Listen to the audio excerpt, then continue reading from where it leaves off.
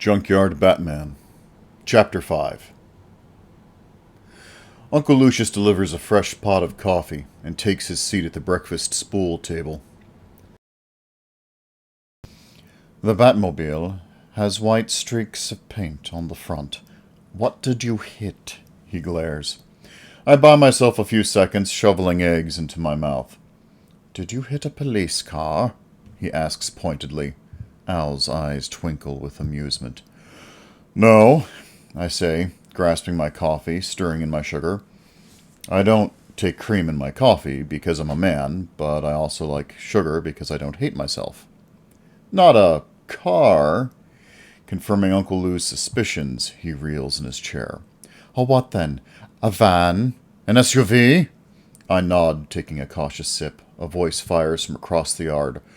Rolling it right over.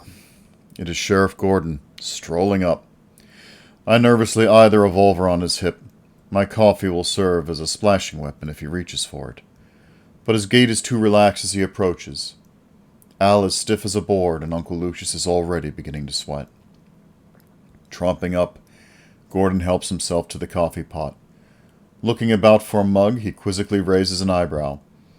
Got a cup I might borrow, if you'd be so accommodating? If driving over a cattle guard was a voice, it would be Gordon's. Uncle Lou pushes his own mug over. Gordon nods in thanks as he pours himself a cup. Black, no cream or sugar. I am outmanned. Video footage of you in that battering ram has made its way across the state and beyond. Precincts are sharing it as a cautionary tale. Validation for escalating against the ever-mysterious cabal that they call Antifa. Gordon blows on his coffee. He has yet to meet my eyes. They were boxing people in, I snarl. Rioters and looters, you mean? He retorts. Al's fuming, but staying quiet. I fire back. Are you pretending that Gotham PD would follow any due process for people that got caught up in that? Without warning, he thunders. I aimed you in a direction to make things better, not worse. I wanted a meth house taken down. You handle that yet? Or is that level of finesse beyond a thug like you? My knees turn to jelly. I'm far more afraid of this man than I was Bane. Al leaps up so quickly that his folding chair topples. He's ready to pummel Gordon, but Gordon doesn't flinch. The two codgers stare each other down. I butt in. You didn't come here to arrest anyone, I observe. And you know those cops were boxing people in and escalating things with or without me. So what is this really about? Looking about, Gordon spies an unused lawn chair and drags it over. Tiredly, he plops down. You want to do good, right? Well, cops need someone to do some good for 'em, too. The fuck they do, Al snarls. Let Chill get off easy, beat on people in need, beat on their wives, turn away when dirt is being done in front of them because of bullshit fraternity. Gordon gestures for Al to sit, and he does so hesitantly. Gotham PD, and most cities, have police forces just as traumatized as the regular folk, he says, adjusting his gun belt. Sitting in a lawn chair with a revolver isn't apparently easy. Everyone is overburdened. Police gotta be psychiatrists, psychics, saviors, angels, mercenaries, and killers. Modern police have such a muddled identity these days.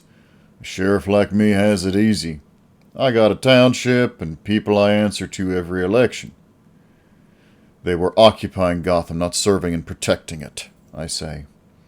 Gordon nods sadly. And what will scaring the shit out of them do to remedy that? I humiliated them at best. I didn't terrorize them. Gordon sighs. Whatever thunder came out of him appears to be spent just as fast as it came. Kid, what you did with saving those lives at that trailer park got you serious currency with me. It did.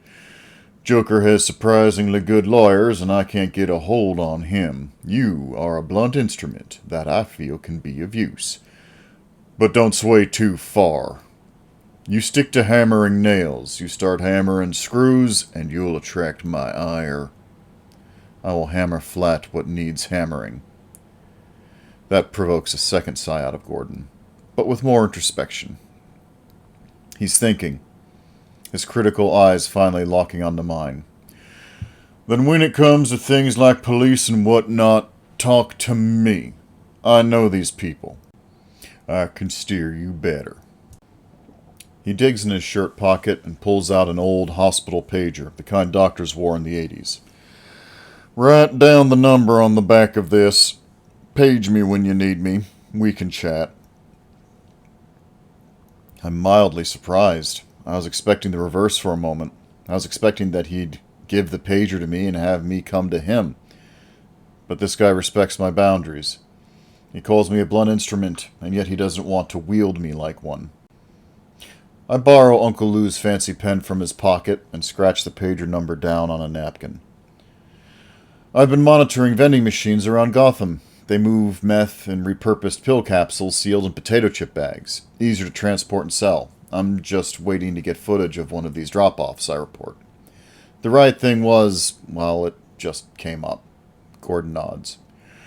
It'll come up more given the state of things.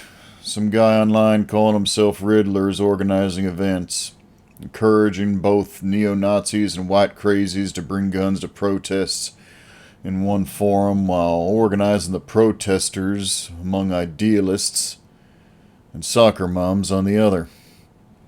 Uncle Lucius nods. He releases riddles, right? Conspiracy theories with blanks for people to fill in. I've read about him in Rolling Stone. Get that meth out of Gotham, Gordon continues. Get it away from my city and my county. I'll keep digging on Riddler to see what the departments come up with. Won't that be federal? Uncle Lou asks. Riddler sounds like a Russian operator to me. The word operator makes Al flinch a bit. He hasn't even touched his coffee. Shrugging, Gordon concedes. Maybe, but the Fed shares with us most times, and I'll share with you if Riddler is indeed a nail. With that, he continued to sip his coffee in silence. Attention remains as Uncle Lou and I eat. I have to gently nudge Al's knee under the spool to remind him that bacon and eggs are, in fact, his favorite thing in the world. Gripping his fork like a bayonet, Al keeps one eye on Gordon as he slowly eats. The way forward from here feels both complex and yet reassuringly simple. I've got the sheriff on my side, for now, but I know he'll turn on me if he feels I'm a greater danger than the help I offer. He's a pragmatic sort, unbound by the letter of the law, but certainly not the intent of it. However, the guidance and legwork he provides can be extremely useful. After a half hour of silence while Al's having his morning cigarette and Uncle Lou is gathering plates, Gordon politely thanks us for the coffee. Best coffee of my life. No lie, he says, almost surprised. Uncle Lou nods in appreciation, but I know he's secretly proud. He hand grinds an Ethiopian blend from the import grocery store every other day. As Gordon wanders off, I fold a napkin with his pager number and stuff it into the front of my overalls. Time to repaint the Batmobile and dig out some bullets. That night, I ride the metro, then the bus, then the metro again. I pretty much just ride around Gotham, watching people getting off and on to head to work, head home, or head to their next hustle.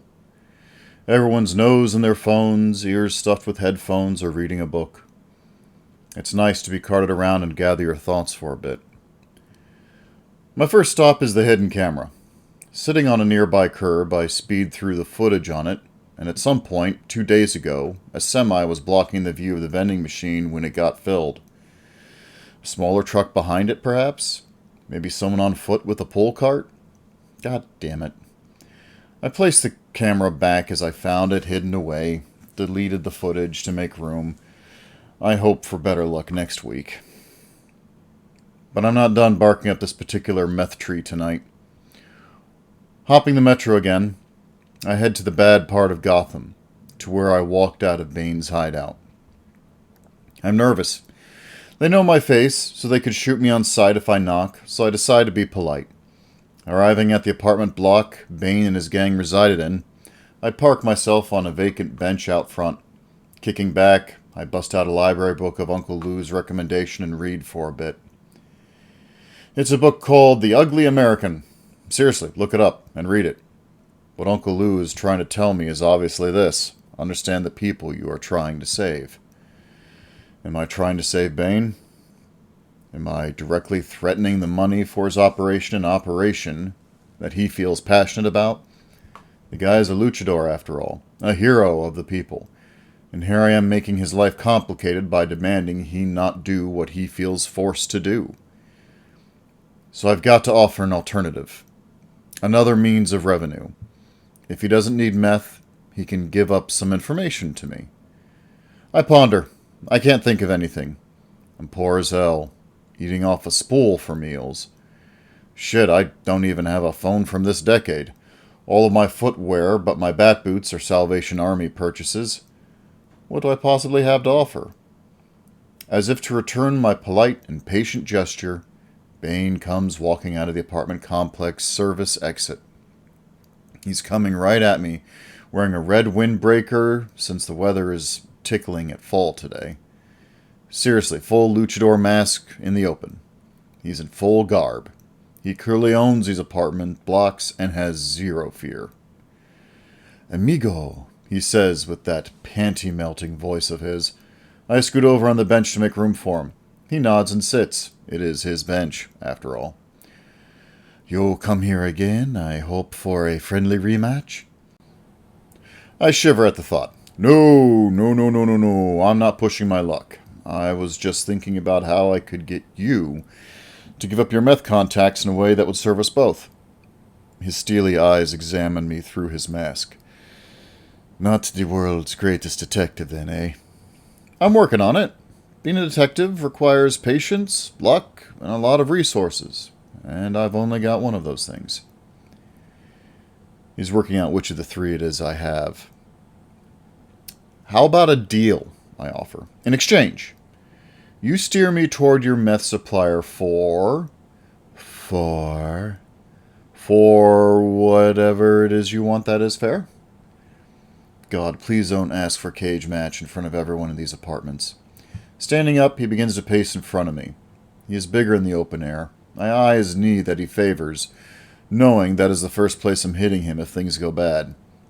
He's genuinely thinking. I like this. It means he doesn't want to deal meth in the first place, like I figured. But then he shrugs. "Can you fix Gotham? Not just for white people hitting meth, but for my people too."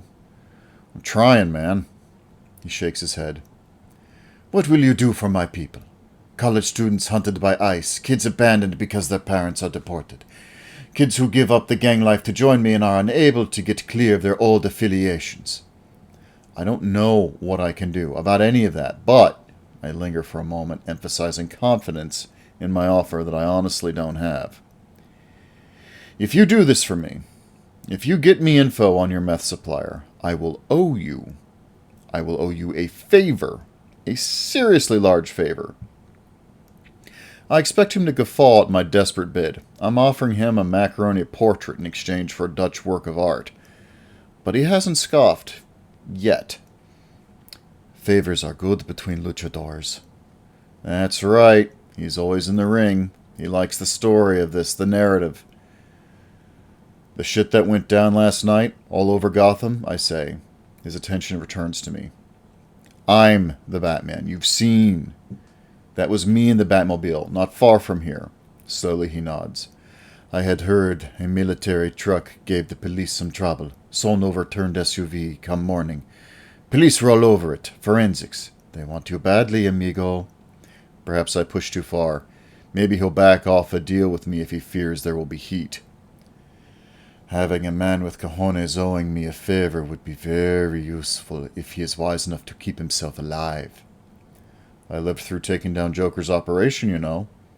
That seems to seal the deal. I can tell from his shoulders settling. He walks back to the bench. Standing over me, he offers his hand. I take it, and we shake. "Penguin power, light, and water. They drive maintenance trucks all over the city with impunity for obvious reasons. Go to their headquarters downtown in the commercial district. Somewhere in that building is where their meth cache is. But be careful. The man himself lives there." Holy shit. The power company? Correct. I stand up, so excited that I'm vibrating, but a deal's a deal.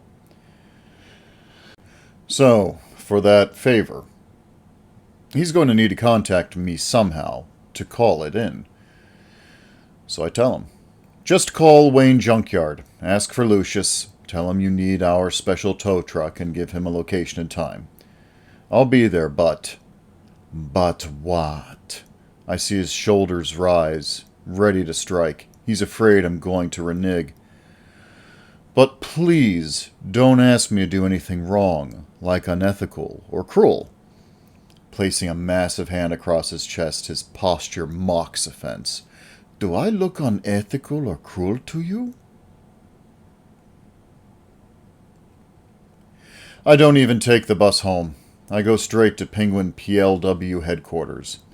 It is a tall, black building in the fanciest part of downtown. The company mascot, an emperor penguin, is represented by a bronze statue on the sidewalk out front. It is close to midnight now, but I can still see lights on in some windows. Peeking into the lobby through the front, I see a security guard at the front desk playing on his phone. The lobby is all brass, marble, and light fixtures. A portrait of a fat dude in a top hat takes up an entire wall. From the looks of him, he is the very definition of rich fat cat. I now have a specific face to pummel. Hey, move along. A strolling security guard barks at me. Lounge ain't open today. Lounge? He points up. The top of the building is domed glass. Iceberg Lounge, only weekends. Oh, I wasn't here for... I put together pretty quickly that if the fat cat owns the whole building, he either leases or even owns the nightclub as well. It might be easier for me to get into that than the offices. The guard's staring at me, wondering if he needs to call the cops. I'm staring at me in the reflection of the building's glass, wondering if I need to go clothes shopping.